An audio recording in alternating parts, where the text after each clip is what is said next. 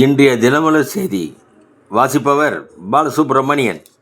தேர்தல் விரைவில் வர இருப்பதால் சாலைகள், பாலங்கள், துணை மின் நிலையங்கள் என பல்வேறு துறைகள் வாயிலாக கட்டப்பட்ட கட்டடங்களை வீடியோ கான்ஃபரன்ஸ் வாயிலாக முதல்வர் ஸ்டாலின் திறந்து வைத்தார்.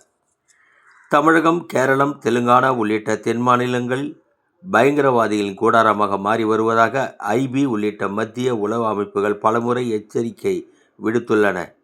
மாநிலம் முழுவதும் போலீசார் வாகன சோதனை சிக்கிய 26 பேர் பழைய குற்றவாளிகள். விசாரணை தொடர்கிறது. முன்னாள் முதல்வர் ஓ பன்னீர்செல்வம் தன் மகனுடன் திமுகவில் ஐக்கியமானார். அரசியல் பிழைப்பு எப்படியெல்லாம் ஆசை வெறியாக மாறி வருகிறது என்பதே உண்மை. பெங்களூரு, திருப்பூர் பெண் கூட்டு பலாத்கார வழக்கில் காதலன் உட்பட 2 பேர் கைது செய்யப்பட்டுள்ள நிலையில் மேலும் நாங்களும் பாதிக்கப்பட்டவர்கள் என்று 19 பெண்கள் போலீசில் புகார் அளித்துள்ளது கொடுமையிலும் கொடுமை. வணக்கம்.